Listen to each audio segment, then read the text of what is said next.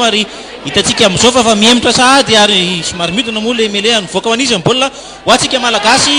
aty amin'ny misy vetrany dia voatsika an'izareo africaine Tatsimo soa ihany fa mbola misy fitafozavozana ihany tao misy anavao indray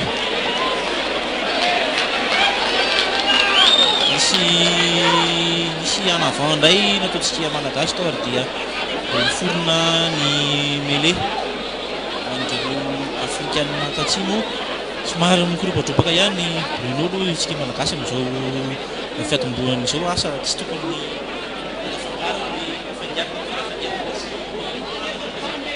isika no manao introduction Christian dia mivoaka tsy mbola mivoaka manafy tosika mivoaka ho an'ny africaine Tatsimo maty Tatsimo tena tany malagasy itsan'ny Vandeo votsiny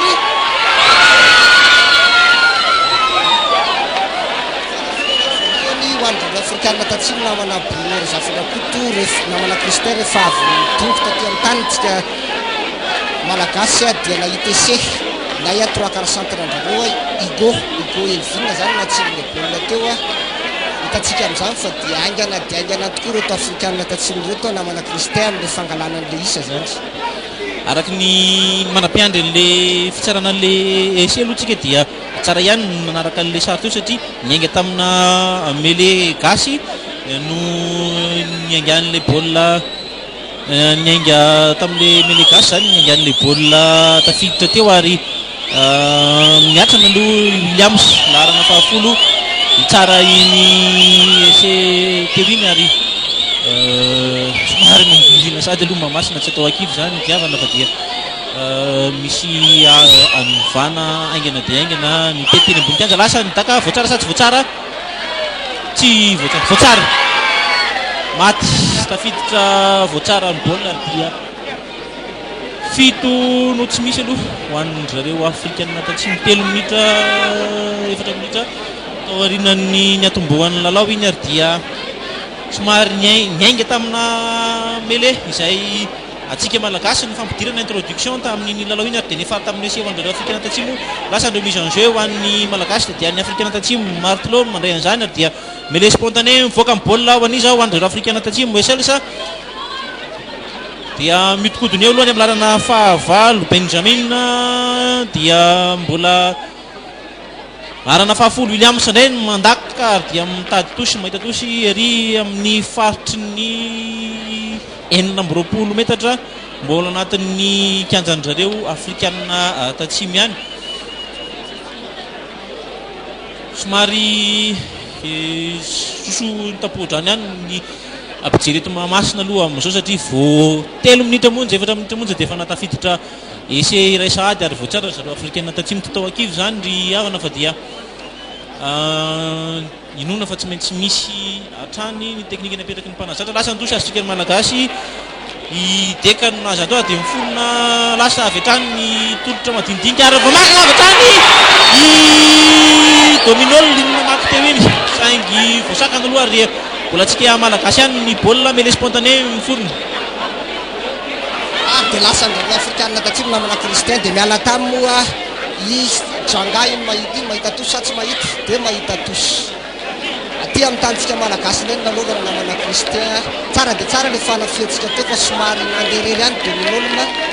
mijery namana izy fa tsy nahita dia lasa ndrareo africaine Tatsimo baolina miverina aty amin'ny tanitsika malagasy ireny nanao aty amin'ny 5 metatra 7 metatra miala ny ligne de but-tsika malagasy tosy atsika malagasy ifaly alarana voalohany nanao zany remise en jeu any tosy zany lasa nitsipitosiny lasa atsika malagasy aloha lasa niteka forona mele spontané aty amintsika malagasy any amizaki any amin'ny biby lasa biby mame dia lavitra be ry amin'ny josery any amin'ny lataka teo amin'ny bekaremre contre-attaque africaine Tatsimo eto lasa le larina faharoa folo any amin'ny larina fahavalo iny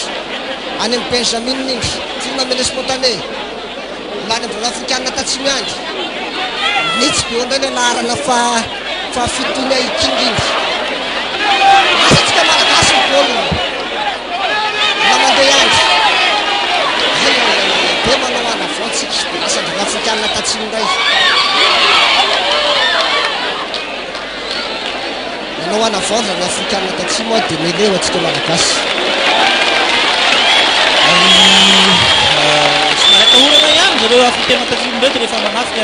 misy fotoana mitokona any amin'ny tanin zareo africaine tatsimo tsika ary dia tapitapika eo aingana dia aingana ny fandehan'ny valim-panafiana ho an'zareo africaine tatsimo misy ihany koa ny fitavozavozana sy ny fikoropahana ngamba ny tena azo lazaina azy ho an'reto makidy Madagasikara ireto ary mitarika fahaveresana bola lasa aloha ny meleo antsika malagasy mampiditra an'izany mivoaka avy hatrany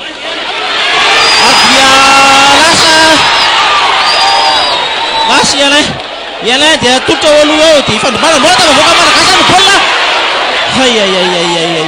ay Sidoni ahoana mele misy anavana eto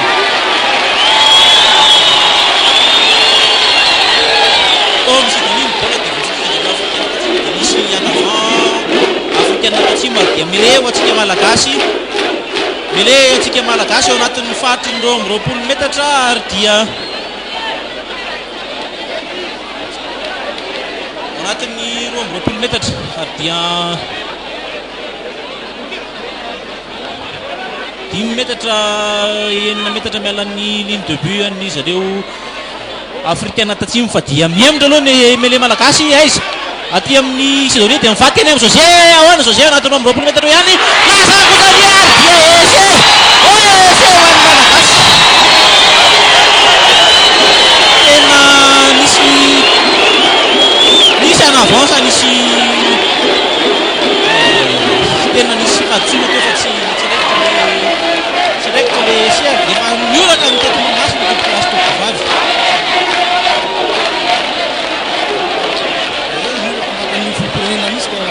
dia tsy ekena se mety malagasy teo fa dia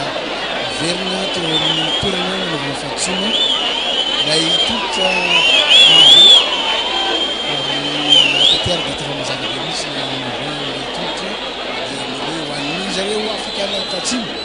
zay eo anatin'ny faky 20 metatra misy zany ese zany ary dia miandro kely isika mifampidinika ny fitsara rola avy any Kenya dia miandro avokoa mampilalao rehetra inona ny zavatra fampiasana ny reto mpitsara rehetra sy ny fatsona akoatran'ny vitaty sa ahoana ny mpitsara rola tokony dia hitantsika fananangana saina zany ny mpitsara anjorony tato midika zany fa nisy anti-jeu zany tany na nisy jeu de loyal teo tsy fantatra moa zay tatitra nataon'ilay mpitsara anjorony ity fa hoe iza ny diso fa dia miresaka amin'ny kapiteny izy eo ary dia ifaly mpilalao-ntsika malagasy zany anisan'ny atsona midika zany fa mety nanao fahatsontsika malagasy ary dia mety ho penalty tsika namana Bruno raha izao fandehan'ny tatitra zany nataon'ilay mpitsara anjorony teo dia mety ho penalty tsika malagasy raha ny any ivelany any zamba misy trangotan'izao dia fa miasa ihany koa ny vidéo anarahana ny zavatra mifanga ino ny fanapa-kevitry ny mpitsara rehefa avy mifampidinika tao izy tsy maintsy arak'izay voalazana izao dia isy ny penalty ho an'zareo africaine tatsimo ohatran'ny mele no iforona ary dia introduction fampidirana zany ho an'zareo africaine tatsimo zany hoe namana Christian nisy échange de coup zany teo nisy mifamely ny malagasy ny africaine tatsimo dia samy nampitandreny mavava moa izy ireo zany ary dia lasa indray ny baolina aloha andreo africaine tatsimo dia mandroso izy lany andreo africaine tatsimo ihany ny baolina so ihany fa latsaka zany io fa somary vitsavitsa ihany mandeha zany izy mitsara lasa antsika malagasy efa nisy anavant ratsy fandray baolina bien tamin'le tato dia mandeha aloha fa mbola avantage andreo africaine tatsimo ihany alefa mitsara le avantage dia miverina ty amin'le fahadisoana izy zany satria dia tsisy avantage ngamany ho andrareo africaine tatsimo amin'ny milalao rimetatra mialan'ny ligne de but eny ary dia miverina tamin'le anavant nataontsika malagasy natao bien teo izy zany dia mele aty amin'ny faritry ny 20 metatra mialan'ny ligne de but ndrareo africaine tatsimo manitsy tsara ny aintso mihitsy moa zany fitolotsy misy nisa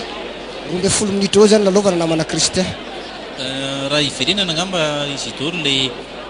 ese izay tsy neken'ny mpitsara teo midika ihany iny fa dia azo vakina tsara ihany koa zareo africaine tatsimo ary amin'ny fanafihantsika malagasy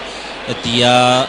tsy mena mita saingy eo amin'ilay fanoerana ireto angovo be afrikana tatsimo reto tsika ny somary sahirakirana ihany indraindray lasa aloha nidaka an'zareo afrikana tatsimo mitady tosy aty aloha aty ary mahita sa tsy mahita tosy aty anatin'ny fahatriny 20 metatra ary dia atahorana indray aloha fa raha ny salanisan'ny tosy nefa ny aloha hatramin'izay nanomboan'ny lalao zay mbola tsara ho atsika malagasy ary mbola azo lazaina fa tsy tokony ambamba ny amoaka ny baolina farak'izay aingana satria le angovo be an'zareo afrikana tatsimo dia mavesatra tokoa atsika malagasy ary niainga tamin'izay raha teo moa le baolina voalohany teo tsy natao ohatran'le meletsika ny baolina nisy voalohany tosy aloha atsika malagasy atsipin'ny faly asa manahoana raha ny lava manana mpilalao lavalava ihany tsika malagasy avy hatrany dia atsika malagasy aloha ny baolina nisy tsy nety tao tsy nisaraka tsara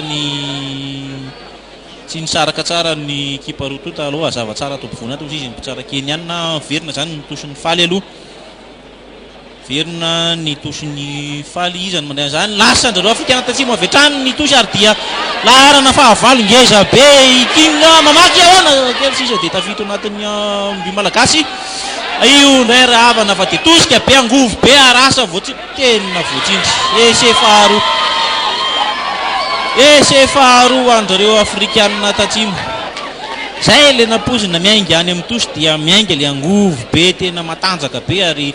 sarotrarotra amintsika malagasy inty moa dia tsy ananantsika ny hoe firy kilao fitambaran'le pakany zareo afrikana tatsimo sy tsika malagasy fa dia hita be amin'ny sary sy hita amin'ny lalao fa dia maivamaivana ihany tsika izy ireo mariny zany namana Christian raha ny fandiniana aloha mipakiny reto afrikana tatsimo reto raha ny ohatra tamin'le Côte d'Ivoire dia somary kelikely izy fa izy zany atletika tena felofelo hitanao izy tsy misy an'ireny olona hoe ngeza be mavesatra ireny namana Christian fa dia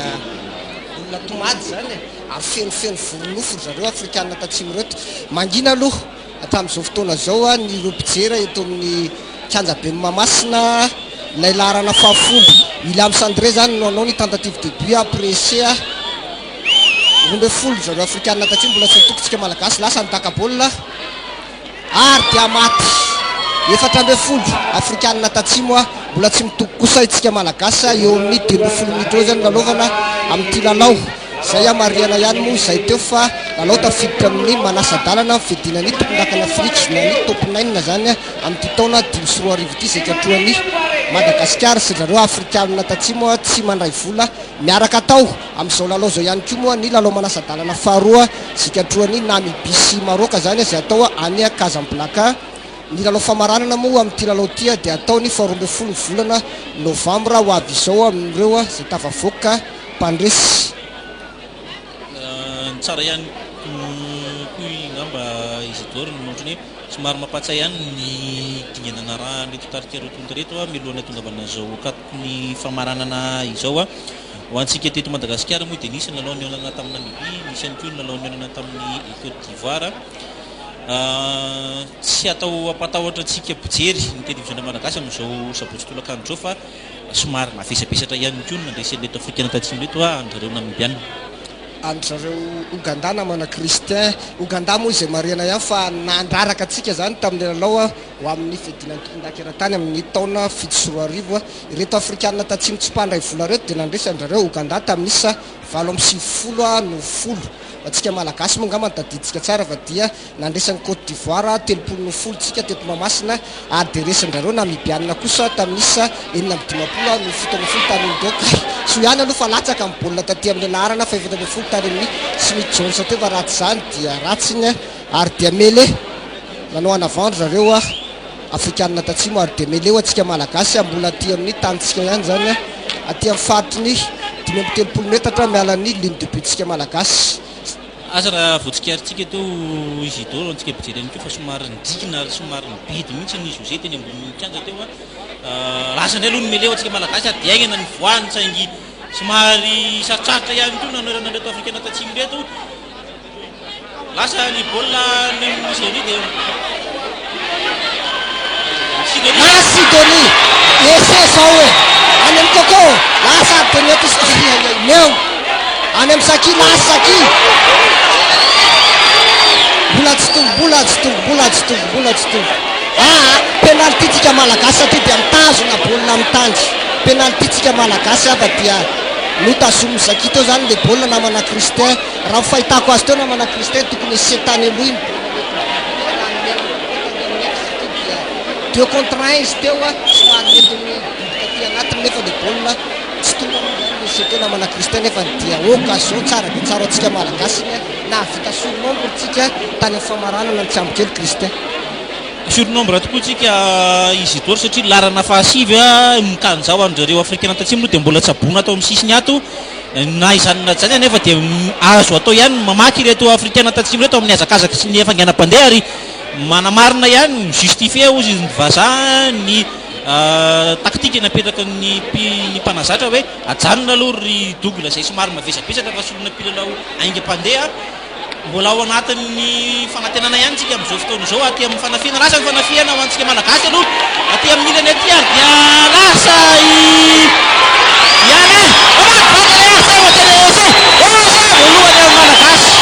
voalohany ho an'ny malagasy ese voalohany tonga mianay ho an'ny minitra fahavalo ambin'ny folo ho antsika malagasy ary dia mila misy ny fanantenana tompoko lasy tompoko vavy mbola misy ny fanantenana tompoko lasy tompoko vavy amin'ny any anjehana ny isa fa dia ese aloha ary vakitsika malagasy ny zareo afrikanina tatsimo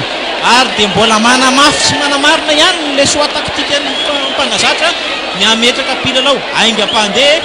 eto mamasina anoerana neto afrikanina tatsimo ireto Alain larana faraka ambin'ny folo ny tonga ny ese teo ary José no apiditra no andakany baolina anandrana andakany baolina eo anelanelan'ny Tsatobi aintsongeda be ary dia tokony tsy hanano sarotra izy tory satria efa zatra amin'izay José ary akaiky kely io tokony tsy hanano sarotra namana Kristin fa dia mifanitsy amin'ny aintsoa nefa na izany na tsy zany mila mitandrina sy tsy maimaika zany ary dia mainga moa nidaka José ary dia tsy sona fito isika malagasy efatra ambin'ny folo kosa zareo afrikanina tatsimo eo misy sivy ambin'ny folo minitra eo zany nalaovana amin'ny lalao manasa-dalana ikatoroan'ny quinze maquis de Madagascar sy zareo afrikanina tatsimo tsy mandray vola ity ary dia velona indray aloha ny orakoraka eto amin'ny kanja be Mahamasina amin'izao fotoana izao orakoram-pifalindra ary ny antenena namana Kristin dia iampy mitaky ireny satria dia araky ny lazainao teo azo vakina tsara ireto afrikanina tatsimo reto fa saingy tokony lay lecture de jeu zany le vision ny tokony ananan'ireo mpilalao satria ohatra le baolina mety mibiby teo tokony asiantsika malagasy iny raha somary mieritreritry kely fotsiny izy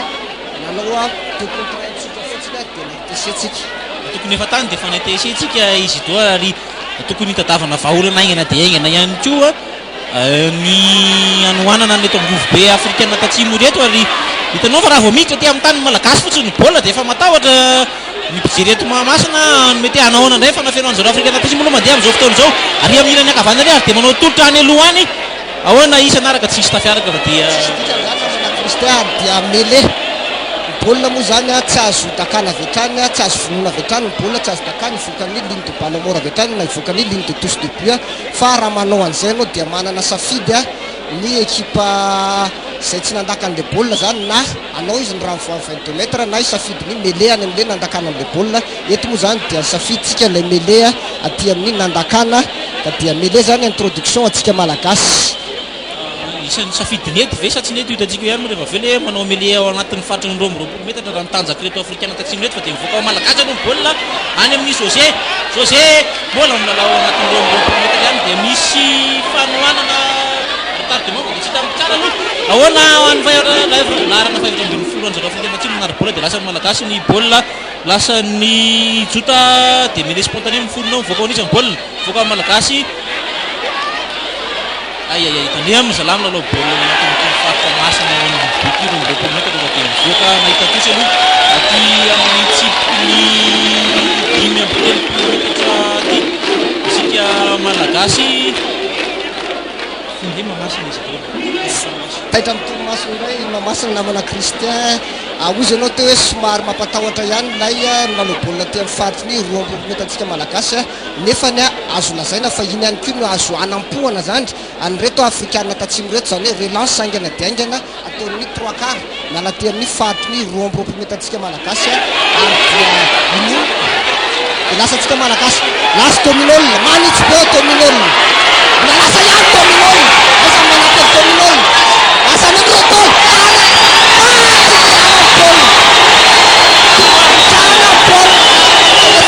hitatsika am'zany fa dia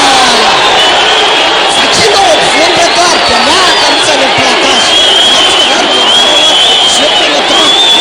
ao amin'ny axe ny tena mihitsy zany no ataontsika namana Christer fa tsy mampiasa ny ailina tsontsika ary dia mbola manam-pirifiana izy idôro fa azo vakiana tsara ao anatin'ny axe no mamaky ny mpanafika malagasy fa tsy manokatra jeu aty amin'ny ailina zany ary dia tsy napozin'ireo afrikana tatsimo mihitsy le ohatran'izay ary mbola manam-pirifiana ny filopirenena maraka valomanana moa zany eo akaiky ny ministry ny fantanjahantena vaovao dia velombolo ary dia makafy ary dia mampirisika anaty reto mpilalao an'ny Madagasikara reto mbola izy zay ihany ny tsaran'ity baolina ity mbola mifanandrify ny aintso lehibe ny Tsadobiany inona fa dia tsy tokony isy olana ho an'ny José ny tsara ny baolina io ary dia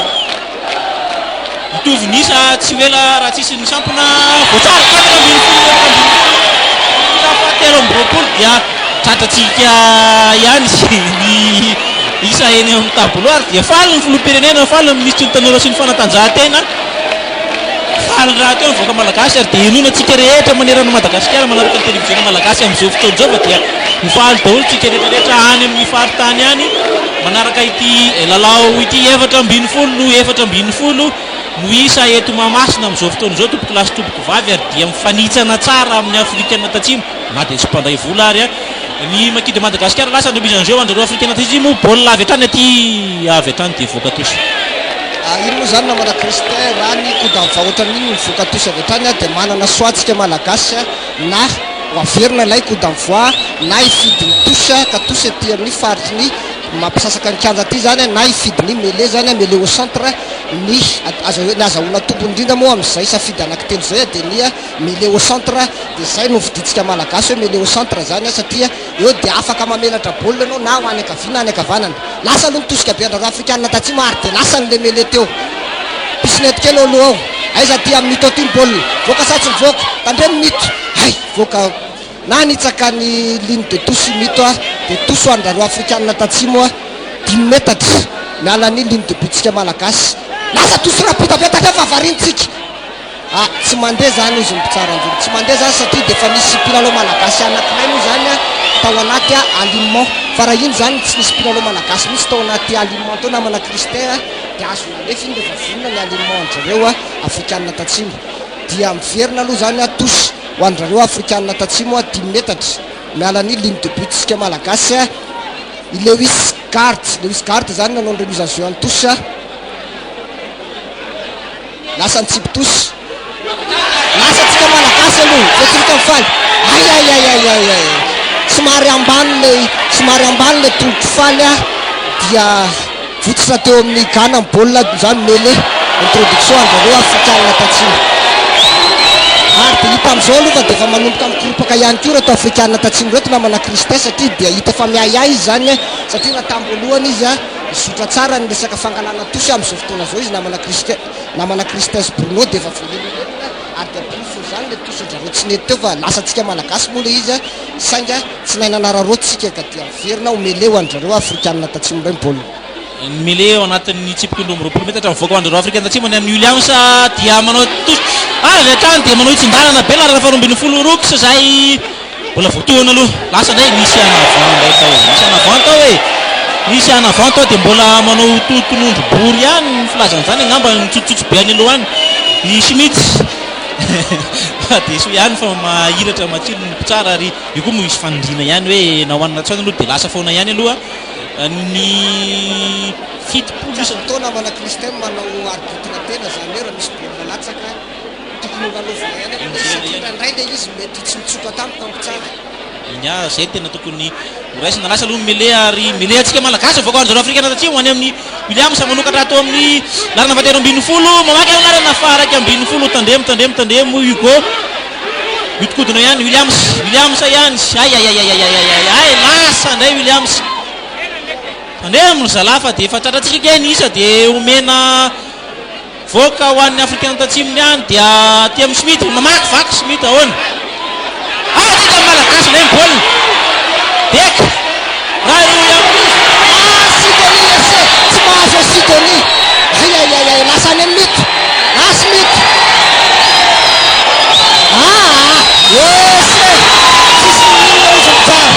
eseatsika malagasy zay na tena fotoana mana kristin hoe mieritreritra zareo afrikanina tatsimo fa nisana vote ary am'le nataontsika tary dia nijanona tsy nanentsika jiko tsara eo tsika no tena iny namana kristin ary dia avantage aloha zany oatsika malagasy a esendray oatsika malagasy ary dia raiky amby roapolo tsika malagasy a efatra ambe folo mito marina fa 10 no mitondra n'ilay a ese fahatelo a oatsika malagasy teo a teo amin'ny minity fa 7 sasany teo zany zay nanolohan'ny lalao a zay moa le nitenenina teo hoe nanao arbitre tena ry zareo afrikanina tatsimo itsika ne isidoro tsy miteny anglisy fa miteny gasy de tsy hainy daholo izy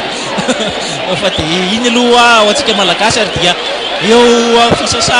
le aitso le tsatoby ezabe nay izy oze io tsara ty baolina ity ary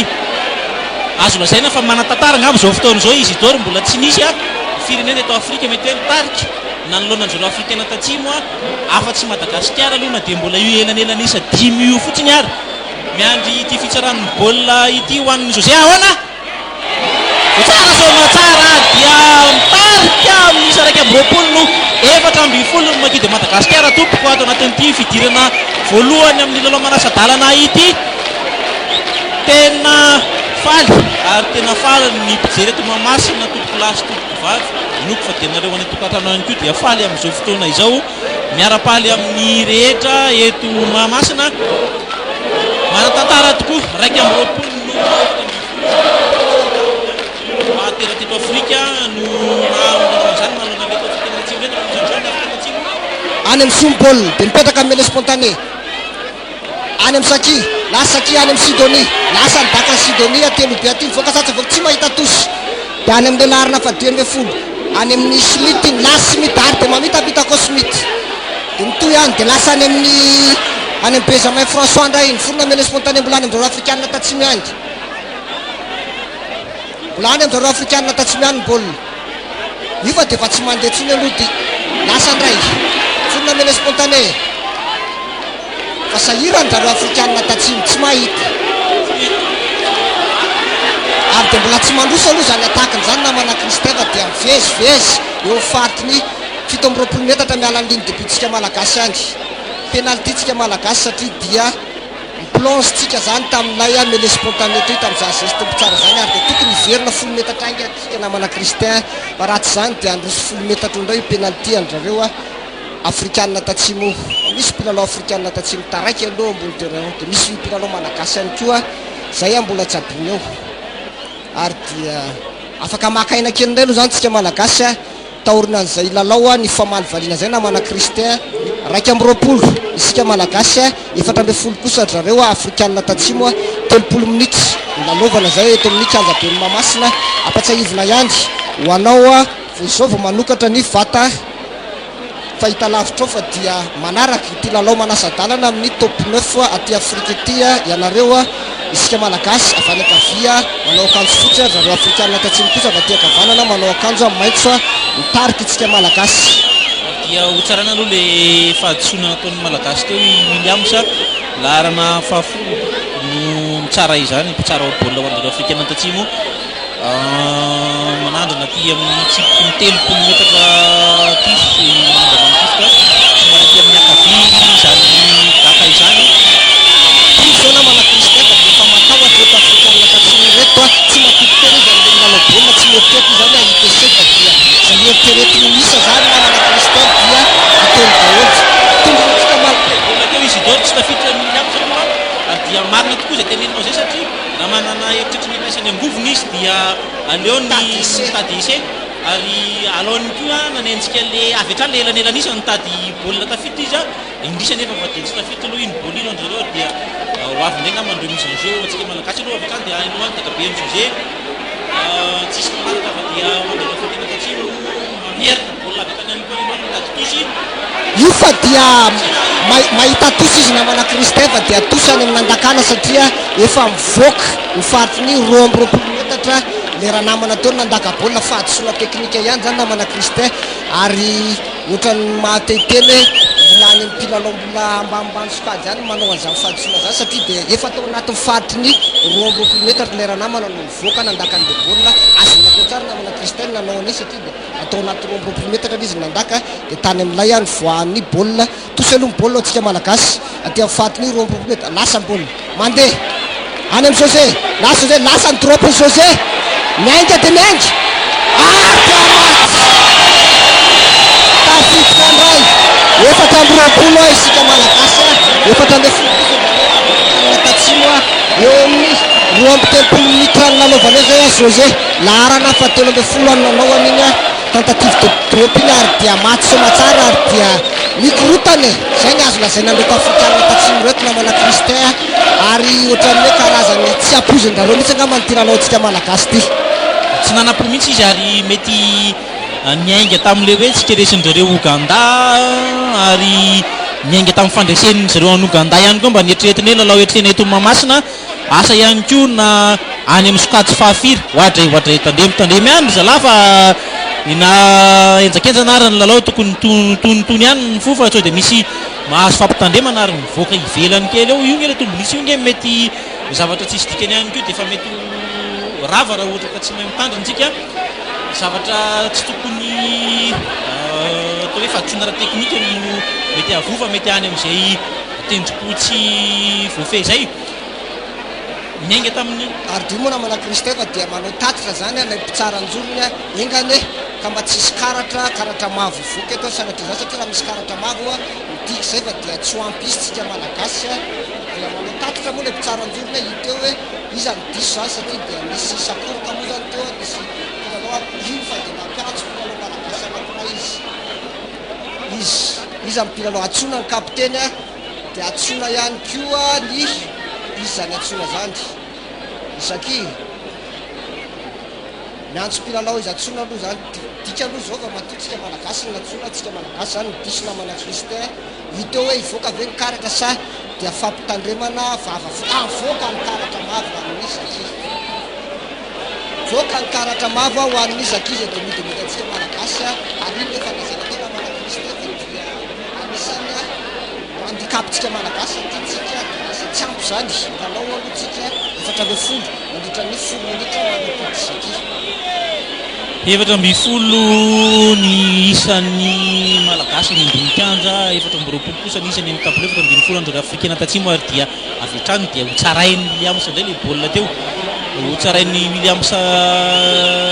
indray le baolina teo na dia tsy ampy atsika dia na dia tsy ampy atsika matololo izy Christelle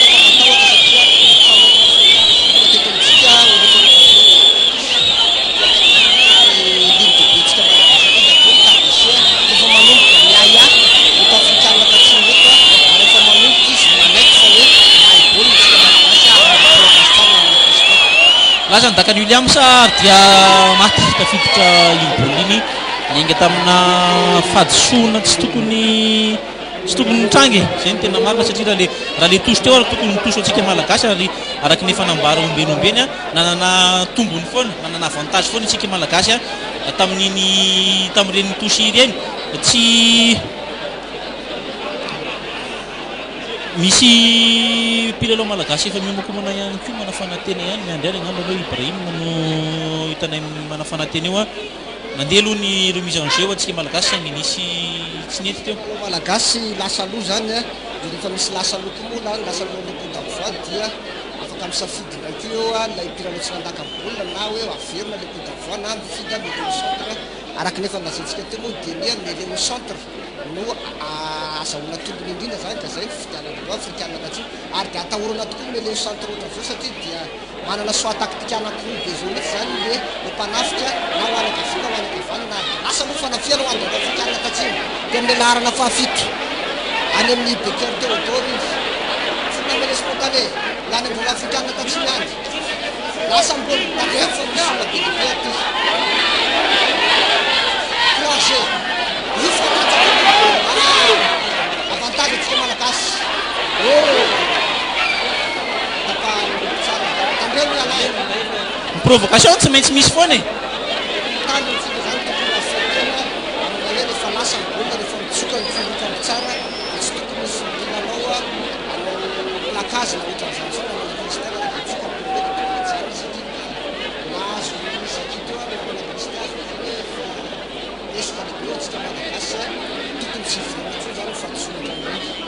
ary reny fihetsika ohatran'ireny na hoe ny fomba fitantanana an'le fihetsika ohatran'ireny tokony ianarana ihany koa satria fomba fanao naizanay izay eran-tany amin'ny sehetry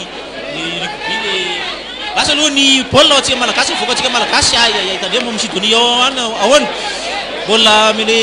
any efa misy avantage ho an'zareo afrikanina tatsimo satria dia latsaka teo amin'ny Sidonia le baolina teo mele ho an'zareo afrikanina tatsimo 7 metatra lalan'iny nidoboditsika malagasy nareo dia tokony mitandrina sady efa tsy ampy izy tsika izany hoe efa tsy ampy tsy ampilanjy tsika zareo raha teo efa matanjaka ary dia amana Christian droko raha fazakasy satria dia efa somary matahotra ho reto afrikanina tatsimo reto tsy dia matoky tena tsiny hoe ampiasantsika malagasy fa elarina fahavalo iny King David iny lasa tsika malagasy ny baolina namana Christian dia tsy misy fahadosoa zany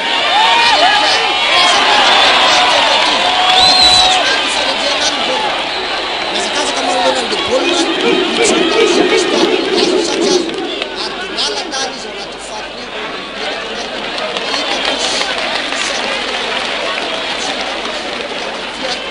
atsika malagasy aingam-pandeha dia aingam-pandeha tokoa reto mpilalao malagasy reto ary tsy nampozon'ireo afrikanina tatsimo izay trangan-javatra anankiray izay ary na ilay larana fa 5-12 teo ary Zanga sa Jordan nandeha namoaka baolina tozy teo dia nalakilaky any namohan'izay baolina izay mba tsy ho tratran'le mpanafika malagasy toso antsika malagasy faly manipy izay toso izay avy hatrany dia voaka ao antsika malagasy ny tosy aloha aty amin'ny Sidonia dia nasandelona kely aloha koko ary dia malagasy efa tsy ratsaky ny 5 nanotra voaka malagasy ny baolina ahoana misy tototra tsy nahomby to ary dia lasa indray aloha larana faha-12 iroko sy hoan'zareo africain atsimo dia mêlée spontanée miforona mikianjandreo africain atsimo avokoa dia lasa misokatra ny baolina aty amin'ny ilany ankavia aty ahoana dia voasarisarika voaka tosy ary io dia na natao hoe ny sila koa ary ny voaka ty ivelany kianja aty dia efa tosy misy mpilalao malagasy voadona aloha ao anatin'izany rehetrarehetra zany ary dia afaka makaina kely izay mbola tsy hoan'ny mpilalao ambony moa zany dia afaka makaina récupéra kely ary bien namana Christian voadona teo io zany lasa aloha nytoso atsika malagasy mivoaka atsika malagasy avy hatrany nytosy aty amin'ny Sidonia ahoana daka sandelany aloha any sisy mpanaraka alova dia hoan'ireo africain tatsimo no mandray an'izany baolina zany larana faraky-12 izay mamerina avy hatrany ihany koa Hugo mamaky vaky eo ary dia manary baolina mivoatsirika malagasy ahoana mbola mivoaka avy hatrany dia tsisy eritreritra tsisy ninona tonga dia mivoaka tosy aloha ny fanafoty farany fa efa niaingavany ny totoafin'ny malagasy totoafin'ny maki avy hatrany tsy nisalasala ilay mpilalao africain tatsimo namoaka ny tosy hoan'ny malagasy atsipony faly eo amin'ny tsipoky ny 20 metatra amty amikanjanjareo africain tatsimo efa ao anatin'ny 70 minitra ny lalaovantsika tompoko lasy sy tompoko vavy amin'izao ary dia tosy aloha amin'ny malagasy voaka ho an'izy atsika malagasy mazava ho azy aty amin'ny José ahoana dia nivoaka ho an'ny Gana dia Gana mamaky ao anatiny ao ihany aloha ahoana izy mivoaka ho an'ny malagasy ny baolina voaka ho an'ny José dia ty amin'ny Sidonia ahoana bola voatsirika anjero africain atsimo misy placage ambony be zany namana Christian placage malagasy satria dia any amin'ny tenda zany iny tsitsika hoe cravatte zany zatra efa lasa mihitsy moa Sidonia raha tsy nanao an'iny anti-jeu iny zareo africain tatsimo zany namana Christian dia esentsika malagasy ina izy hotsarana sa hoentanana hotsarany José ary hatramin'izao aloha José dia 100 isan-jato ny baolina nidakana miampany zay iny tena zato isan-jato ny José dimy sy fito isan-jato na hatramin'izao mbola mety amin'ny José ny fatakana dia anasana izy ty penalty eo amin'ny efatra raiky 20 minitra ny fidirana voalohany dia raha tokony tokony anatsoatra ho an'ny José aloha izao fandakana izao lasa ny fitsarana ataon'ny José ahoana miainga tafiditra tompoko lasy tompoko vavy ary dia mbola zato isanjato mitombo ihany 17 minitra 17 ho an'ny Makida Madagasikara 17 andreo Springboks africaine tatsimo milalao tsy mpandray vola ary dia tapatra ihany koa ny fidirana voalohany amin'ity lalao katoko ny famaranana eto amin'ny kianja be ny Mahamasina ety mitarika amin'isa elanelanisa folo ny Makida Madagasikara 17 ho an'ny Maki 17 kosa ho an'ireo africaine tatsimo eto Mahamasina dia faly mijery baolina na malagasy io na vazaha ary ty malagasy ary ty rugby malagasy ty rugby amin'ny kapobeny ary dia misy ihany koa moa zareo africaine tatsimo izay nitondra mpanohana na somary vitsivitsy any ary tonga eto Mahamasina ary dia tsy ela dia efa hanomboka ny fidirana faharoa amin'ny rugby moa dia tsy mety ny 10 minitra ny fotoana ialana sasatra tsy mety ny 10 minitra ny fotoana ialana sasatra ary dia inona fa ao anatin'izay fotoana izay ihany koa no ametrahany mpanazatra amin'ny rahalahy ny paikady vaovao amin'ny fidirana faharoa antsika malagasy aloha dia mety amin'ny ankapobeny amin'ny fitondrana ny lalao ary raha tsy ahivina ihany angamba Bruno somary nangatsitsika ihany ny teto Mahamasina tamin'ny fiatombohan'ity lalao ity ia satria voatelo minitra mimotra dia natondra essai zareo Springboks ary dia nitsarainy ilay lalana fahafolo Williams André zany essai zany ary dia tompota misa 7 ny otra avy hatrany ry zareo Springboks ary avy eo dia mbola natonga essai ihany koa dia lalana faharoa Louis Gart dia miampy 10 zany mazava loatra ary tsy voatransfert formosa izay tia voatransformeny Williams ihany izany essai zany dia mitondra ny isa 10 otra tamin'ny 11 otra tamin'izay fotoana izay avy eo kosa tsika malagasy vola tonga essai teo amin'ny fa 20 mety ny Alain ary notsarainy José ary tongo isa malagasy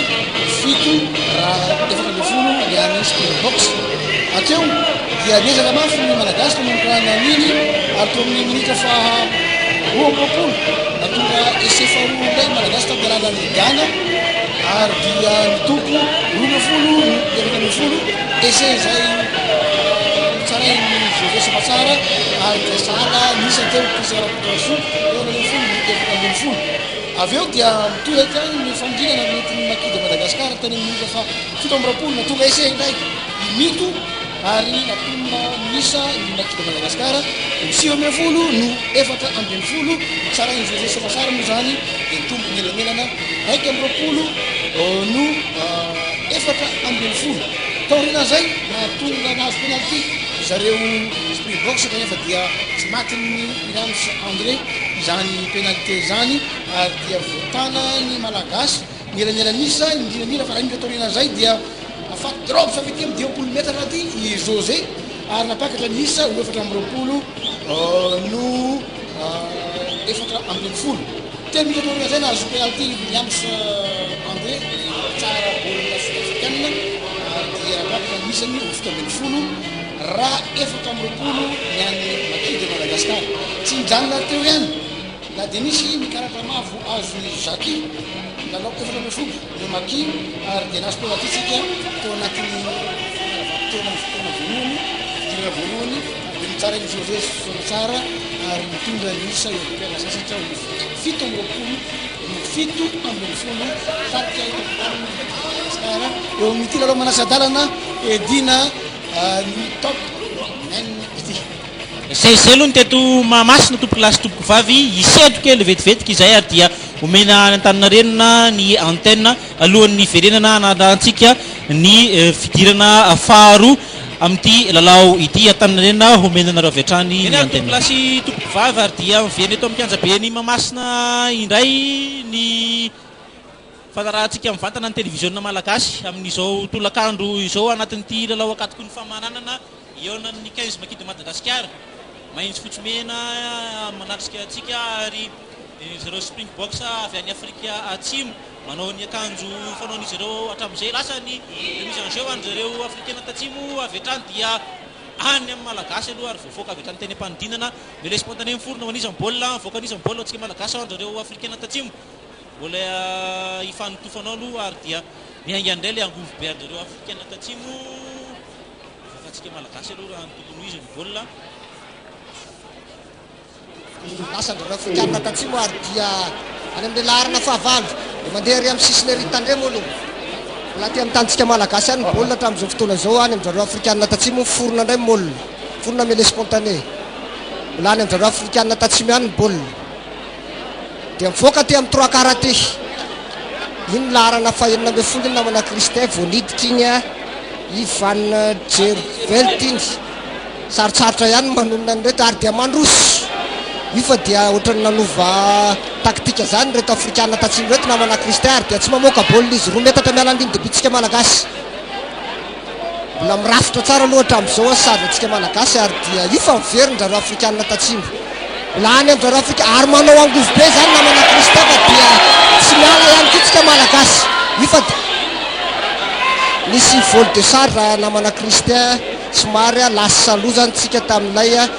formation tamin'le molina nataon'zareo africaine tatsimo teo ary dia penalty manoloana ny aintsika malagasy ary dia inony io aloha fa ho tsarain'zareo africaine tatsimo satria dia hiezaka ampiena ny elany ho lalovina izy zany ary dia tapa-kevitra indray ry namana Kristin zareo africaine tatsimo rehefa avy naka saina kely nandritra an'le fiatoana teo fa dia ilalao baolina ohatrany manova taktika izany namana Kristin tena nisy fampitandremana mafimafy angamba nataon'ny mpanazatra teo hoe inona ary ny fomba filalao faraparany teo amin'izao fotoana izao dia mbola misy malagasy mitsirara ary tsaboana ery amin'ny linina tsipiky ny kianjan'ny farany kianjan'ny malagasy ry ny tambehan'ny malagasy io isaky ihany koa mbola tsy miditra satria mbola tsy tapitra le 10 minitra sazy amin'izao fotoana izao ho tsarana ihany ngamba ny faran'le baolina teo Isidore fa tsy ho tsarana ihany ary dia alohan'ny africaine tatsimo aloha mampiketsy kely nisany amin'ny tableau alohan'ny eritreretana zavatra hafa ndray raha napiditrapirao vaovao ny africaine tatsimo manaona kosa ny antsika malagasy hatramin'izao ngamba mbola tsy nisy niova firy tsy niova mihitsy ny tena marina nitsika teny ambony kianja asa raha tokony hoe hatramin'ny minitra fahafiry no tokony tazominy zao composition zao tokony efa eritreritra ihany angamba ny mpanazatra hoe aina vao reto tarika eto mandrapatonga an'izay hoe tokony fivana lehibe eo amin'ny taktika izany lasa aloha midaka ny amsa ary dia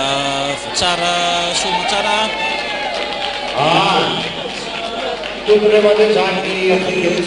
fito amin'ny roapolo mbola mitaka ihany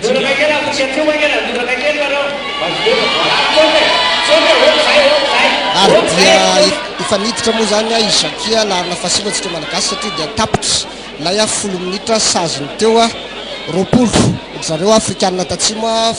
17 kosa itsika malagasy 3 minitra zany nanaovana tamin'ity fizaram-potoana faharoa ity lasa mitondra voantsika malagasy any amin'le laharina fahavalo ambe folo any amin'ny Van der Fort iny dia mipetraka amin'ny baolina forona mele spontané ho an'zareo africaine tatsimo dia mandroso any aloha ary lasa ny langalanga be aty aloha aty any amin'izy am-baolina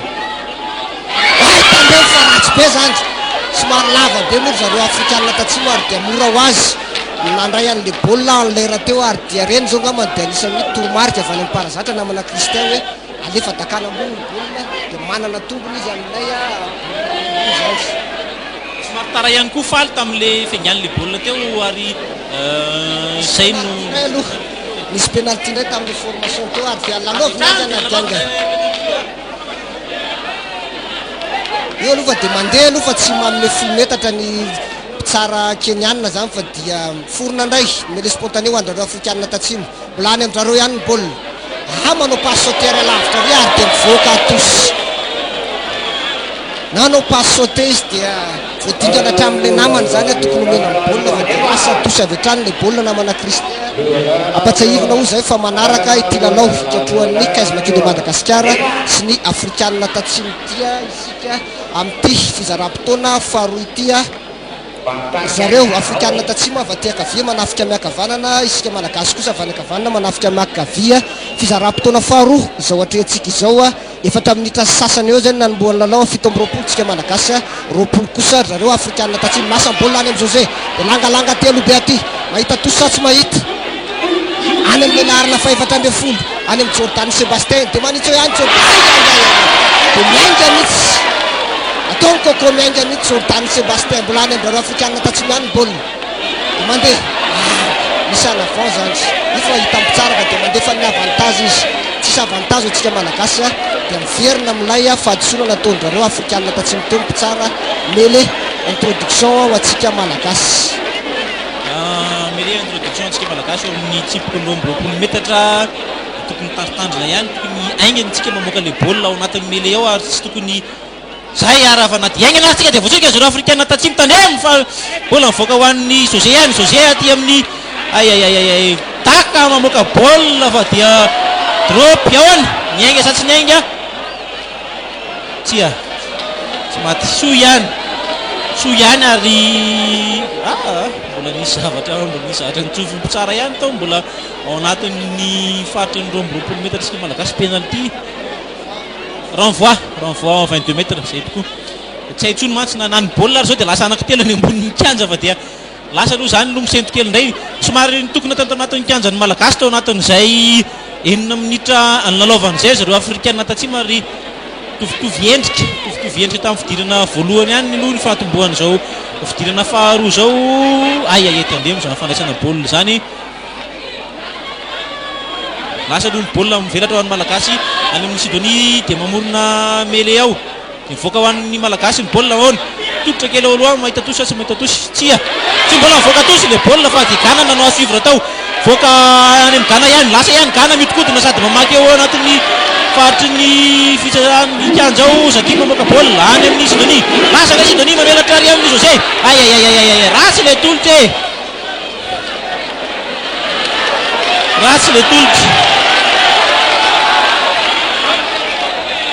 ratsy le tolotra lasa mboa malagasy any aloha amin'izao voaka any amin'ny malagasy any amin'ny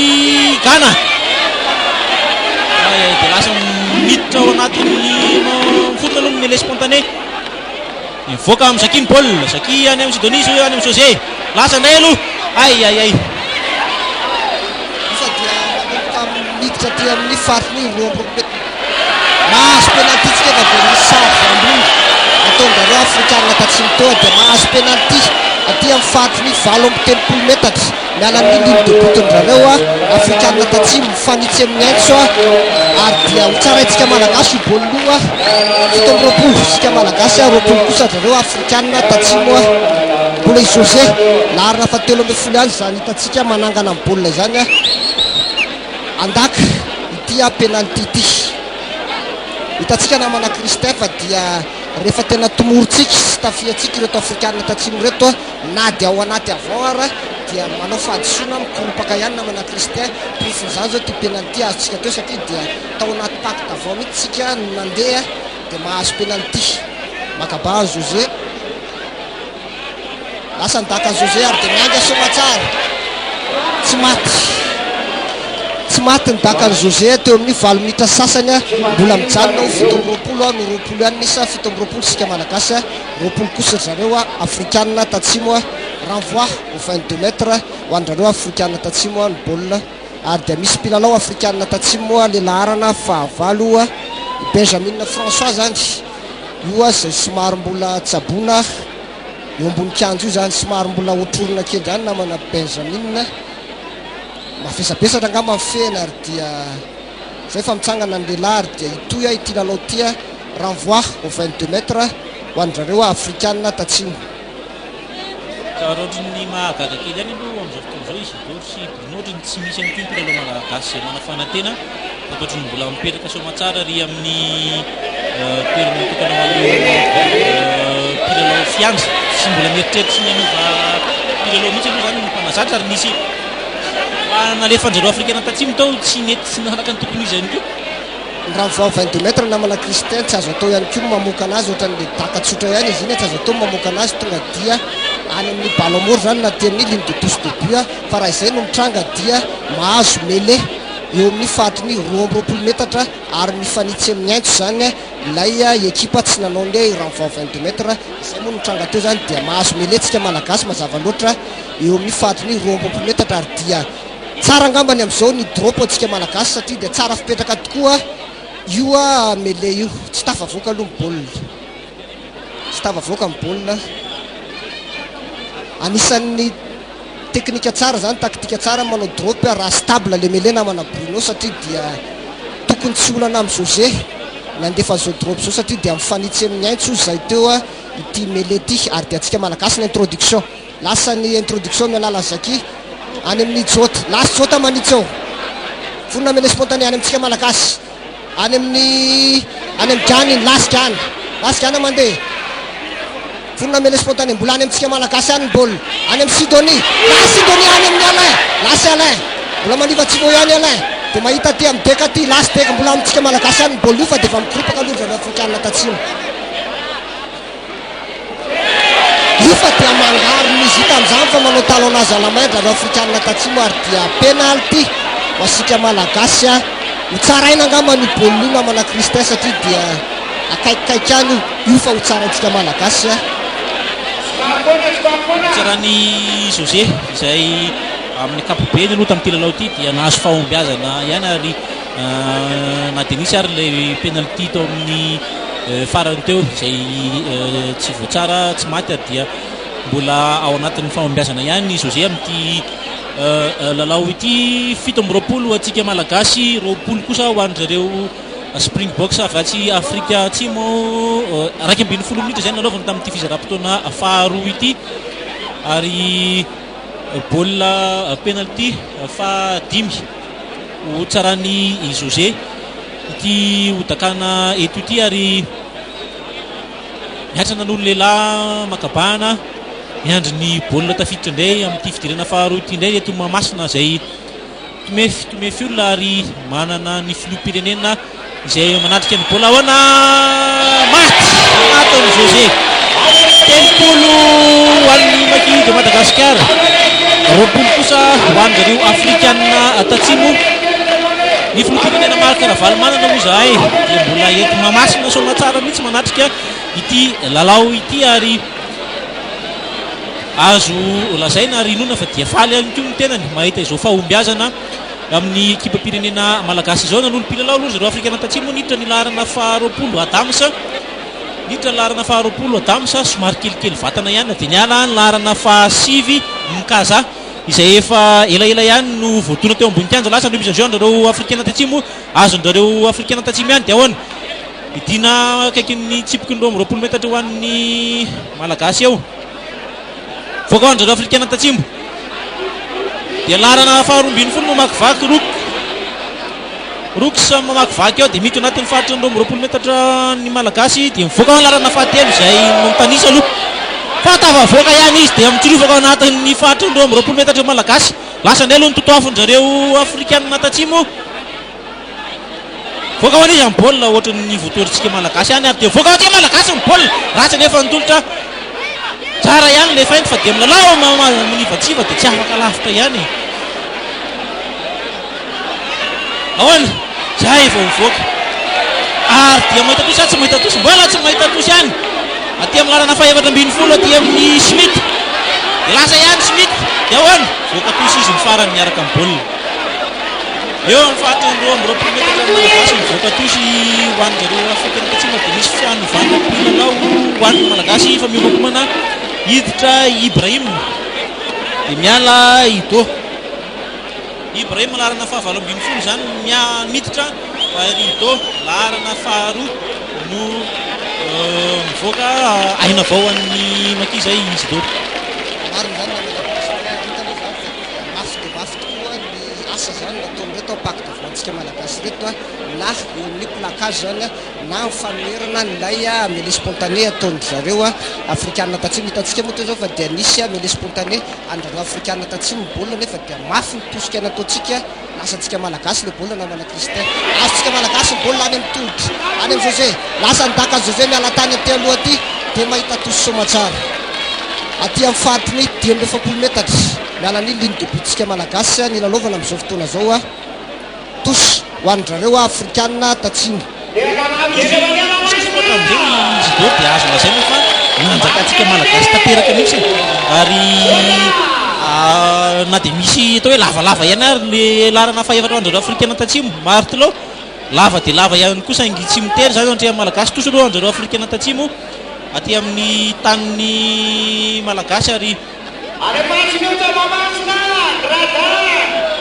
azontsika malagasy ary dia ratsy fitety ihany zareo afrikana tatsimo e lasa ne aloha ijota dia mivoaka ho an'ny Gana mamakivaky Gana mamakivaky ary dia tsy tavavoaka aloha miverina aty amin'ny José takabe any José aty aloha aty drop sa langalanga sa ahoana dia anjareo afrikana tatsimo aloha accordé sa tsy accordé ny marque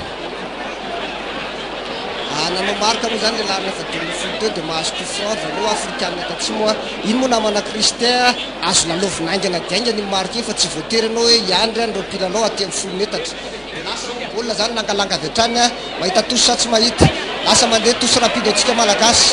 dia mandeha ozombo tsara dia any amin'ny zo manome aty amin'ny mito lasa mito manivatsivo amin'ny mito any amin'izy amin'ny baolina any amin'ny jota forona mele spontané atsika malagasy mbola any amintsika malagasy any baolina any amin'ny Sidonie manome tandreo fa kaikely zany ratsy zany fa dia saika ny interception amin'zareo afrikanina tatsimo ary dia azo kokoa aloha baolina tsara dia tsara any amin'ny José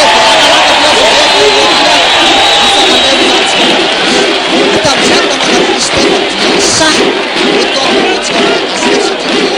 fa nanakaiky lintokotsika malagasy tsy manodidina ny koko teo fa dia mbola vitany ihany no mampanodidina iny manana fahasahina ary manana fahatonina dia naky amin'izao fotoana izao ary tsara tazomina izay tsy tokony ampifangaroana trany le hoe fanafanganana ny lalao sy fikolompahana vitesse précipitation toso ho anjareo afrikana tatsimo aloha dia mivoaka ho an'izy ho anjareo afrikana tatsimo patrika mifaly nefa zany toso zany ahoana misy tsy mety taozimbo tsara misy tsy mety namana Kristin asa niditra teo anatin'ny metatra sa nihotritsika malagasy taminay tosy teo zany dia coup franc ho anjareo afrikanina tatsimo lasa moa coup franc tonga dia fanalovin-drareo avy hatrany any amin'ny larina fahatelongezabe ingy any amin'ny soary tsaky izy ingy lasa tsika malagasy baolina any amin'ny Saki any amin'ny Sidonie lasa pisilety kely aloha dia fanenjehana ialansika malagasy amin'ny manenjika mibandamasina ahita tosy tosy ho an'ny tosy rapide ho anjareo afrikana tatsimo dia nikeniny pitsara lasa avy hatrany aty aloha aty ny langalanga be nahita tosy ihany izy sa tsy nahita tosy ary lasa ny José na avy hatrany dia hivoaka na tsy hivoaka le baolina saingy mbola nitotona aloha tosy ho an'ny malagasy eo amin'ny miarakely ny fisasahan'ny kianja eto Mahamasina ao anatin'ny 17 minitra ny lalaovantsika anatin'ity fizara-potoana voalohany ity mbola mitarika amin'ny elanelany isafolo ihany ny makidy Madagasikara 30 maki 20 Springboks mpilalao tsy mpandray volo ireo tsy maty ihany zany na izany na zany dia mbola resitsika izy mivoaka malagasy ny baolina any amin'ny Gana mameny dosy voaka ihany ahoana mbola malagasy ihany ny baolina aty amin'ny Sidonie dia mamadika avy hatrany aty amin'ny José aty amin'ny Coco ary dia manao tsipy moramora aty suivre aty fotsiny ny malagasy dia tsy tavavoaka mamoaka baolina avy hatrany zareo afrikanina tatsimo aty amin'ny bien zany mandray baolina zany bien très bien ao daholy dia miverina ao amin'ny José avy hatrany dia mandaka aty ary mitady tosy arian'ny faritry ny tosy direct tsy mitotona le baolina ary dia aty amin'ny tany malagasy aloha midaka be nataony José iny somary nikoropaka ihany José teo maina andefa baolina ny aloha any fotsiny tsara le izy teo namana Kristin fa dia milimetatra fotsiny any na tosy direct any satria nitotona teo amin'ny ligne de touche le izy zany ny ligne de touche moa dia en touche no zany dia tsy nitotona tao anaty kianja le baolina zany dia touche aty amin'ny nandakana lasa ny remise en jeu hoan'ndrareo afrikanina tatsimo ary dia tsisy olana ho an'ndrareo makazam-baolina zany eo aloha fa dia tandolo mifaly izy io fa dia tatra presine atsika malagasy sahirana mihitsy zareo afrikanina tatsimo mamoaka baolina amin'izao forona mele spontané io fa manao langalanga izy any amin'ny Alain lasa ny Alain dia mamitaka any Alain dia langalanga ihany koa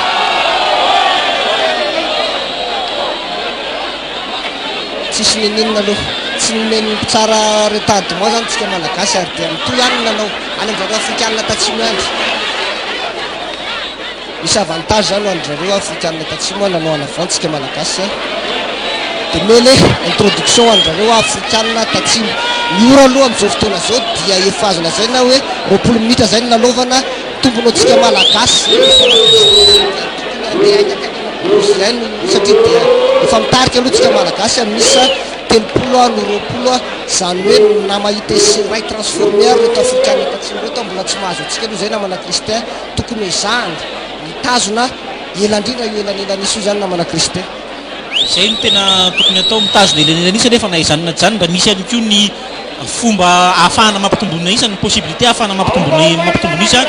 dia tokony atao zay mba isin'le hoe mandro tsara ny saina zany na hoan'ny mpilalao na hoan'ny budget na hoan'ny rehetra eto Mahamasina atsika ny tokantrano manaraka ny télévision malagasy ihany koa ary tsy azo adonona fa dia raha mivoaka amin'izao fandresena zao itsika dia farafaratsiny larana faharoa zay koa ny tokony atao anatin'ny saina na izanona zany dia tsy tokony afangaro ihany koa ny tokony le fitoropahana tsy tokony apetraka ary tokony araraotana zao fotoana mijanona kely zao anomezana toromarika amin'ny ity lalao ity tamin'ny fidirana faharoa efa tamin'ny fidirana voalohany miverenana kely amin'izao ora zao na minitra zao dia efa natafiditra farafaratsiny tsika essai anankiray essai anankiroa sa ray no tokony efa tafidritsika raha tamin'ny fidirana voalohany amin'izao ora zao tamin'ity fidirana faharoa ity dia mbola isa telo aloha tamin'ny penalty voatsaran'ny José teo miverina amin'izay ny lalao melea introduction an'zareo afrikanina tatsimo voaka avy hatrano an'zareo afrikanina tatsimo larana fahafolo Williams dia namoaka ary amin'ny larana faharoa ambin'ny folo lasa ny tolotro atandreo fa dia efa so ihany fa voatsirika ny Sidonia mbola votsitra tao ihany ary dia takataka be langalanga ahoana nisy nanao arbitre tena tao any malagasy asika malagasy ndray baolina aloha ratsy ny tolotro any amin'ny Gana mamoaka aty ary dia tolotro kely tada amin'ny interception dia aty amin'ny bien ahoana bien mbola any amin'ny bien baolina nisy anavanta ao nisy anavanta nao anavanta ny afrikanina tatsimo amina Kristin tamin'ilay saika hanao interception teo tsy azo bola fa latsaka zany amele introduction atsika malagasy pitaitany tompoko lasy tompoko vavy ny tantara bolety Mahamasina ity fa dia atao ahoana fa ao anatin'ny fandresena aloha tsika amin'izao fotoana zao ary dia mifirarin'ny rehetrarehetra voatazony io fandresena io lasa nidaka amin'ny baolina mamoaka baolina ty aloha ty José mahita tosy tsy mahita tosy tsy mahita tosy fa dia any amin'ny larana fa 5 any Afrika Tatsimo dia amin'ny 7 aty amin'ny Smith lasa ihany Smith dia totoran'ny malagasy ao aloha miady baolina amin'ny folona mele misy inona misy tsy mety indray ao misy hors-jeu penalty zareo afrikanina tatsimo ary dia hotsarainy hitatsika amin'izany fa dia miassure zay ka mba niazo lazaina nreto afrikanina tatsimo reto miassure izy zany fa dia tsarainy le baolina fa tsy sa mitsapatsapatsony izy hoe mbola ilalao ny baolina mana Kristin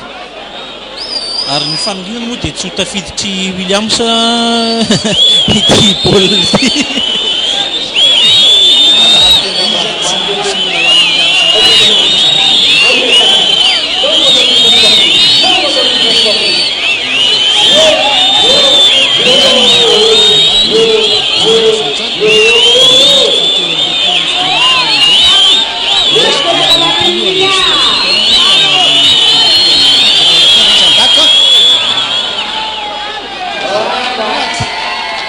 maty 30 Springboks 30 makito Madagasikara tokony efa hitandritandrina ihany tsika fa essai transformé dia mitovy mihitsy amin'izao fotoana izao nanohy mpilalao zareo afrikanina tatsimo niala ny larana faharoa Lewis dia niditra ny larana fa 9 Van Yarsvelot tsy fantatra fa dia Greg ny atsotsika anazy angambany lasa aloha ny mise en jeu malagasy aty amin'ny larana fahavalony zareo afrikanina tatsimo Benjamin mamakivaky Benjamin ary dia ngeza tokoa nisy baolina fotsy lasa malagasy ny baolina ay tsy akijery mihitsy izy zany fa dia tsipitsipi fahatany lasa zareo afrikanina tatsimo ny baolina verina taty amin'le anavanta taty ny mpitsara tsisy vokany ny avantage ny malagasy ary dia ny verina taty amin'ny anavant passe en avant nataon'zareo afrikanina tatsimo ny mpitsara mele fampidirana introduction ho antsika malagasy. Eto Mahamasina mangingina mijery samy miandro mitaitaina hoe anaona fiafaran'ity lalao ity, anaona fiafaran'ny lalao ohatra amin'izao aloha dia mbola voatarintsika ny elanelan'isa 7 tombony, kely dia kely zany, kely dia kely zany namana Bruno ary dia marina tokoa zay fa kely dia kely namana Kristin efa raha itsika mitazona azy dia mety hoampy atsika malagasy zay hitondra any amin'ny fandraisana farafaratsiny zany rehefa mahafaty penalty dra afrikanina tatsimo dia tokony mba havalobontana isika malagasy raha izay no mitranga zany dia ho azontsika ny fandraisana namana Kristin. Tosy aloha ty amin'ny kianjan'ireo afrikanina tatsimo ho antsika malagasy.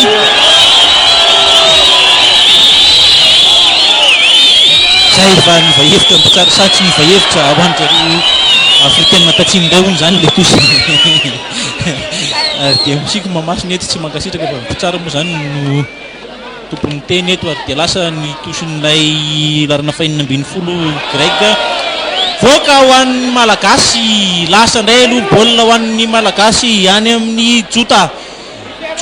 miverina ty amin'ny José manandrana manao drôpy ahoana tonga sasy tonga ivelany ka aty ivelan'ny Tsatoby ny drôpy nandraman'ny José iny asa aloha Isidore sy Bruno fahitanareo azy fa ohatrany efa somary reradraraka ve tsika malagasy tsy mahavita mamaky tsony le marina zany namana Kristin efa fizarapotona faharoa moa zao efa enina minitra nanaovana efa samy reraka na isika malagasy na ry zareo afrikanina tatsimo ary dia anisan'ny teknika tsara zany nataontsika malagasy hoe atao foana sy nalaovantsika maharitra aty amin'ny tanin-drareo afrikanina tatsimo zany sady mitsitsy aina zay zany ny ilaina an'ilay coup de pied sianina reny namana Kristin satria dia rehefa faraparany lalao toy zao manana tombony izay ekipa milalao any amin'ny tanin'ny mpifanandrina aminy zany namana Kristin satria dia efa mebetsaka ny fahadisoana efa mebetsaka ihany koa zany ny mandava fotoana atsika malagasy ary dia azontsika atao moa zany satria dia any amin'ny alainy baolina azony alainy tsy tsindrina mihitsy ingy satria mbola ao anaty zay be tsindrina dia raha voa 22 metra atsika malagasy zany isan'ny teknika zany satria dia mahazo any amin'ny roapolo seconde any alainy kely aloha dia tsy misy ny atao hoe fair play raha izay tenenina nefa dia teknika zay entina mandresy fomba fiady zay namana Kristin azo ampiasaina tsara mihitsy ary madio tsisy fikasihan-tanana na ninina fa dia ao anatin'le teknika zay zay rehetra izay moa eto Mahamasina topo lasy topo vavy dia tsy sahatra ny mijery n'le solaitra le tableau erianany re 4 minitra indray 7 minitra ny lalaovana isika amin'izao fotoana izao somary misy fiatoana kely ny lalao manolo kilaoty Ghana rovitra zany ny kilaotin'ny Ghana ary dia na sorta vaovao ataoko ngamba fa dia mety tsara amin'iny somary le bebe vatana ihany ary dia lasa ny renvoi ny José avy hatrany dia aty amin'ny afrikanina tatsimo aloha dia ahoana mitokodona dia avy hatrany koa dia mamerina tena anaty reraka any amin'ny Coco lasa ndraiky io nidaka ny Coco tsy nahita tosy fa eo amin'ny faritry ny ao amin'ny 5 metatra ao anatin'ny kianjan'ny Maki de Madagasikara zany tosy ho an'ny afrikanina tatsimo zany io loha hatramin'izao raha za manokana aloha dia tsy atahorana firy ny tosy satria hatramin'izay dia atao hoe tsy tenenana hoe 100 angamba na azotsika malagasy ny tosy rehetrarehetra dia 90 isan-jato efa miomankomana ihany koa mpilalao malagasy ato i Berto lota zany miomankomana zany fa dia lasa aloha ny baolina andreo afrikanina tatsimo aloha ao anatin'ny kianjan'ny malagasy hatrany aloha voaka ho an'ny larana fahenina ambin'ny folo dia mamaky vaky eo tandremo zany raha lafa hito anatin'ny faritry ny 20 metatra ahoana Williams mamadika aty amin'ny larana faharoa ambin'ny folo lokisa dia le angovo be indray miditra anatin'ny 20 metatra taka ho an'ny malagasy aloha lasa daholo ny tongotra dia asa dia arakaraka ihany hiditra placage ambony be ary dia tsy amelan'ny malagasy tsy amelan'ny Coco aloha zany placage zany larana fahavatra ambin'ny folo samy miady ao ahoana misy mandarina anavant antsika malagasy tamin'le mele spontanéité namana Kristin no zany dia mele introduction andreo afrikanina tatsimo miditra miditra i Berto mialy bien zany namana Christin napiditra mpilalao vovô zany 3 centre izay azo lazaina mbola matanjaka zany tsika malagasy ary dinona fa hitondry hery vao indray zany ho an'ny tsika malagasy fidirany Berto teo namana Christin. Zay Isidoro raha hazavana ho an'ny mpanaraka ny télévision malagasy amin'izao tolakandro zao anamafy ny fiarovan-tena zay sa anamafy kosa ny fanafiana? Manamafy ny fanafiana zay namana Christin satria dia nitsika moa matetika miainga aty amin'ny relance avy aty amin'ny 3 quarts zany fanafiantsika malagasy napiditra mpilalao frais zany tsika midika fa andeha anafika bebe kokoa zany akaty amin'ny tanindrareo afrikanina tatsimo. Voaka ho an'ny Williams Afrika Atsimo no baolina amin'izao fotoana izao mbola aty amin'ny taniny dia mamelatra ny lalao zareo Afrika Atsimo narana fa 7-20 Smith lasa ihany ary amin'ny fatra 20 metatra malagasy ary dia voafanitra voaka ho an'izy amin'ny baolina ho an'ny jota sa ho an'ny zareo Afrika Atsimo an'ny Afrika Atsimo izay mbola lasa ihany lasa manohatra miditra ihany Williams anao drop satria mbola tsy voaka ho an'ny Afrika Atsimo larana fa 9-20 iny angovo be iny miditra anaty ao anaty 20 metatra dia ahoana mitikodina ihany aloha mitikodina io fa tsy mahita vaholana fa dia manimponimpy fahatany avy hatrany dia nalaovana le coup franc teo penalty teo Isidore dia tandremo ry zalahy fa be angovo angizy ary tsika reo somary varim-barina io ary le atahorana efa misy avantage indray ho an'zareo afrikanina tatsimo namana Christin fa miditra côté tsika malagasy dia mbola penalty ihany ho an'zareo afrikanina tatsimo ary dia ho tsarainy angamba no penalty namana Christin satria dia sady mifanitsy ny aintso no akaiky tokony tsisy olana ho azy io namana Christin hitatsika teo zany raha izay fotoana vitsy zay dia manomboka miverina indray ilay lalao an'ny afrikanina tatsimo manafaingana ny lalao izy zany ary manao angova ao anaty paky d'avant zany tokony raha fijeriko azy namana Christin dia mba hanombo mpilalao ihany koa tsika ao anaty paky d'avant satria paky d'avant antsika hatramin'izay aloha dia idô ihany zany miala Sloan Ibrahim efa somary vizambizana ihany le pakytsika amin'ilay placage zany ary dia manomboka hita hoe mahazo hery indray zareo afrikanina tatsimo vokatr'izay namana Christin fa dia miandry aloha tsika zany ndraiky amin'ny 30 minitra lalaovana miandry ny dakany Williams zay tsy tokony hisy olany vo tsara avy hatrany maty 30 manatona mandady any ny trambo izy mirizy miralahy eto Mahamasina amin'izao fotoana izao ary tokony hetsika velom-pahana tenana kely indray aloha le mpijery afrikanina tatsimo tonga eto amintsika ireto mbola tokony mitandrina ary efa tokony mitandrina hatramin'izay io le resaka teo hoe tokony efa nampitombonisa aloha ny tokony atao fa tsy manao ohatr'izao namana Christin efa ajotsika malagasy amin'ny coup d'envoi satria dia misy mpilalao malagasy lasa aloha indray zany dia mele indray au centre ho an'zareo afrikanina tatsimo ny fahadisoana majinijinika tahaka izany atao hoe faute de l'attention ngamba namana Christin tsy tokony hitranga satria dia manome tombony ho an'zareo afrikanina tatsimo satria araka ny lazaiko teo ny mele au centre ohatran'izao dia anisany pozina foana ho an'ny ekipa tafiana zany satria dia manana choix tactique anankiroa mihitsy reo manana baolina zany ary dia lasa larana fahavalo an'zareo afrikanina tatsimo nanary baolina fa dia azony malagasy aloha any amin'ny Dolph mitazona baolina fisasahan'ny kianja mihitsy dia mivoaka malagasy aty amin'ny José dia mame any Coco lasy Coco miditra ampovoany eo tsisy soutien tandremo ary amin'ny Sidonie lasa manao ray reo amin'ny Coco ihany dia ary eo mijota amin'ny baolina tafavoaka ho an'ny penalty zareo afrikanina tatsimo satria dia ambony indray le sary zanjareo teo zany ataony tamin'ny jota teo ary dia tsara aloha tsaraina ihany aloha penalty nama namana Christin tany tena aloha penalty satria dia raha maty ny José dia mba afaka indray aloha tsika aminay essai non transformé zany fa dia tsy maintsy mitady essai transformé indray zareo afrikanina tatsimo vo afaka mihoatra tsika ary dia ho tsaraina moa zany baolina zany namana Christin anisan'ny teknika tsara ihany zay satria dia sady afaka makaina ny mpilalao noa maka tombony ihany koa zany amin'le isa raha mety ary dia miandry any José tsara baolina aloha ndraindray eto Mahamasina ao na dia somary misy tsy vitivikevitra kely ary eo amin'ny mpijery malagasy mpijery afrikanina tatsimo eto Mahamasina fombany ihany ny fandrangitra fa dia miandry aloha nrehetra ny penalty hodakany José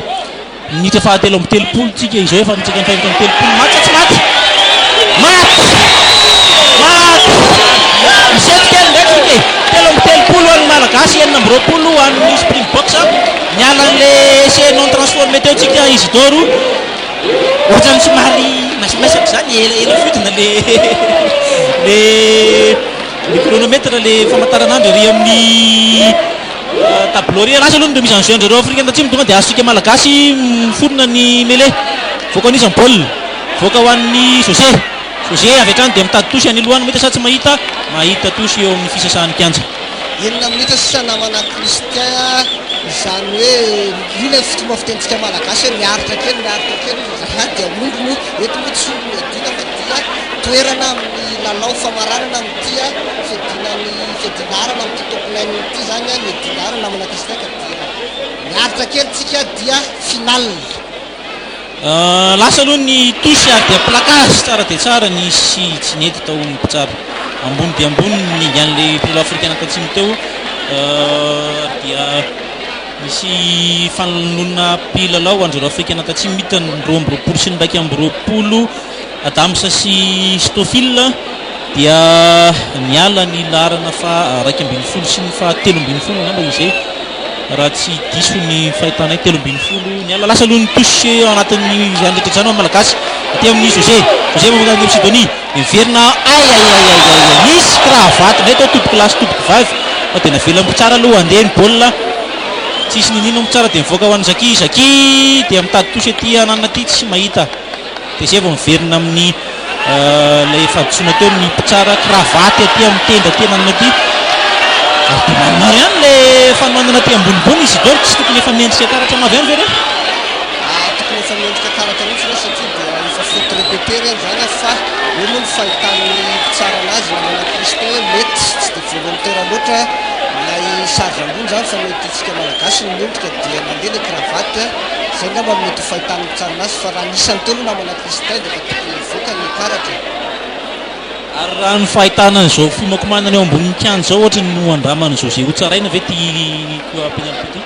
teka namana Christian ny tsara ny tibolina ty teka aloha dia mariana ihany fa tamin'ny fedina tamin'ny lalaona teteto Madagasikara dia efa nafaty penalty mitovitovy amin'izao somary mbola taty arina satria dia taty amin'ny tsipiny 10 metatra taty amin'ny taniny taty zany deka no tsara zany hoe 10 metatra ny alan'iny ligne de but amin'ny mpifanarina taminy maninona ideka fa tsy José matetika namana Bruno rehefa lavidavitra ohatran'izao izy zany fa litsy amin'ny aintso dia ideka no tsara baolinatsika malagasy izy zany le ataontsika hoe somary be boty kokoa zany dia miaingy deka ahoana tsara fiaingy aloha ny baolina ny deka ho tody tsy tody ao anatin'ny aksa fa tsy ampy ary dia lasa nireo lansa andreo Africain Atsimo avy hatrany dia valim-panafihany larana faraiky amin'ny 20 vonitra teo dia mivoaka ho tosy ho an'ny malagasy satria dia efa 3 minitra sisa namana Christian 3 minitra sisa tazomina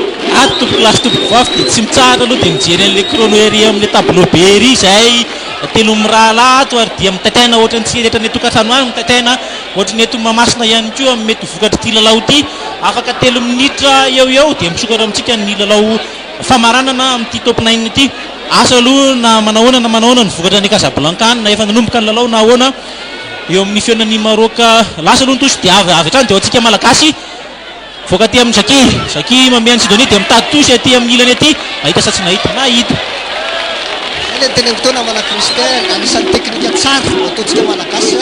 lalao aingana diaingana ty amin'ny tany roa atao zany zay tsy atongavany any amin'ny tanyntsika malagasy fa tsara zany le teknika ny fiditsika aloha mandaka baolina mitady place vide manao pressing zao ny vokany namana Christian ora amin'izao sady mandeha tsika ihany koa afaka tsy milalao any amin'ny tanytsika sady manana avantage hatransika amin'ny tosy azon'ireo Africain Atsimo aloha iny tosy iny dia miforona ny mele alefa ho ny mpitsara ahoana zay dia mivoaka ho an'ny Africain Atsimo ny angovo be larana fa enina ihany iny Beker dia mivoaka larana fa 17 Van der Fort dia mafy angovo zay sisa ny farahely aloha satria raha ny penalty tsopotsoponina dia ambony fa dia mbola azony ihany aloha izy itory dia fa manano tanina tsara vao tsirika ny baolina ahoana misy en avant tsara aloha zany fa dia mandeha ihany ny fotoana minitra mahery ampy moa zany reo fiatondalao satria dia misy fiatondalao maromaro ihany teo mifanolona mpilalao sy mifanolona gana ny sortany teo ihany koa zany zany hoe mety eo amin'ny 2 minitra mahery sisa ilaina tazontsika malagasy namana tavavoka-mpandeha sisika mariana moa zany fa dia esera transformé aloha hatramin'izao nelanelana la mitarika ihany tsika malagasy ahoana misy leo atsika malagasy aty dia inona aloha fa dia raha tavavokatsika baolina namana Kristin hodakana lavitra be aty aloha aty amin'ny tany afrikana tatsimo aty indray a dia mety ho tapitra any amin'izay a toerana izay ny mandeha mibaolina tsy tavavokatsika aloha le baolina tandremo eo ny tokony tandremana le minitra faraparana ohatran'izao ary tokony areo namana Kristin isan'ny hoe teknika kely ratsy any aloha izy ty tokony manao atsika zany manao fahadisoana mihitsy zany tsika mangalatra sarra na sala am'izany a satria dia ray tsara n'le baolina zareo a manao anao io zany tsika namana Kristin am'izao anisan'ny teknika ratsy any izy ty tsy tokony fianatra provoquena mihitsy zany tsika manao penalty manao vol de sarra na manao androvoa am'izay zareo a ray tantean'le penalty de nora mandeha tsy azo lelanelanisatsomy izy dia filopirenena maraka raha valomana aloha dia maka taitaina izy ary manontany an'ny ministre ny tanora sy ny fanatanjahantena izay mitaitaina ihany ko mitazona aloha hoe ahoana izy ty andriamato ministra ahoana ihany ny mety efa raha am'ty tapitra aloha ny efa nihoatra 30 seconde ny ora-dalàna eto Mahamasina misy mpilalao afrikana tatsimo tsirary eo ambonin'ny kianja eo ary dia mitaitaina daholo ny rehetrarehetra mitaitaina hoe ahoana mitaitaina ny rehetrarehetra hoe inona ny tokony atao ahoana ny fandehan'ity lalao ity fa naizanina jany dia efa mimakomana ihany koa ny rehetrarehetra eto Isidore nampitandro ny filamina na nampanao gazety koa raha dia efa mety misy midina mandeha makany ery ambany ery ny mpanao gazety iandry zay atao hoe le réaction voalohany zany amin'ity lalao ity azo antoka aloha namana Kristin fa ratsy indrindra zany atsika malagasy dia misaly ty lalao ty satria dia inona ngamba fa ao anatin'izao arrêt de jeu zao tsy ahita ohatra ny misa fito a ireto afrikanina tatsimo reto raha be indrindra zany dia efa midika aloha zay fa dia hidirana ny fanalavampotona ngamba namana Kristin fanalavampotona zany no farafa ratsy ho atsika fa dia lasa aloha ny mele fanidirana andro afrika tatsimo dia voaka avy hatrany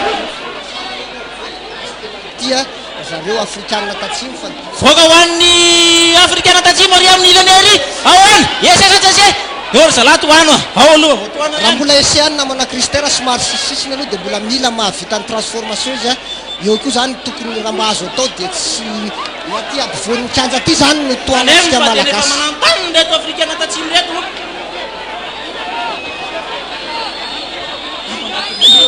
tandremo ry zalava dia efa aintsy be a tandremo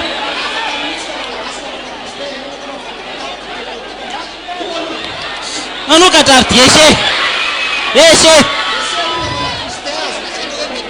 mety ho tsara etsika ihany na zahoana ese any amin'ny sisiny any satria dia mbola anao an'le transformation izy a tsy maty n'le transformation dia mbola mitarika ihany tsika malagasy namana Kristin anisan'ny teknika ihany zany miaro ny ampivoan'ny kianjantsika malagasy zany mifanitsany haiko satria dia mbola anao transformation ingaha Williams narana fafolo matetika no mpitsara baolina ho an'zareo afrikana tatsimo ary samy mitaitaina eto Mahamasina tompoko lasy tompoko vavy na ny afrikana tatsimo mitaitaina hoe hotafiditra sa tsy tafiditra ty baolina ity isika malagasy mitaitaina hoe hotafiditra ty baolina ity sa tsy tafiditra elanelanisa telo aloha no itovino elanelanisa roa no manasaraka atsika ary de 8 eo ary 8 eo fa raha ohatra ka seconde vitsivitsy fotsiny tsy maty nga manamana Kristin mety tapikely fa 3 minitra sasany ano any ny arrêt de jeu iny moa dia norambo tsara ihany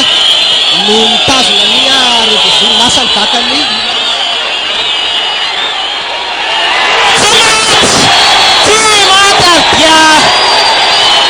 tsy maty fa dia tahotra ny lalao tompoko lasy tompoko vavy na resy ny ekipa pirenena malagasy tafiakatra amin'ny lalao famaranana edina ny top 9 izay ekipa sivy tsara indrindra eto Afrika elanisa roa monja tompoko lasy tompoko vavy elanelany isa roa monja to nisa romonja nefa namana kristin ampy mitondra atsika any amin'ny fandraisana amin'n'inana famaranana zay samba miata miatiny misy ny rugby malagasy zay moa zany a nazahotsika an'izay hoe tafakatra amin'izany ny filotenena malagasy tompoky lasy tompoky vavy amin'izao fotoana izao dia tapitra ny lalao aloha ny faly ny vaoaka malagasy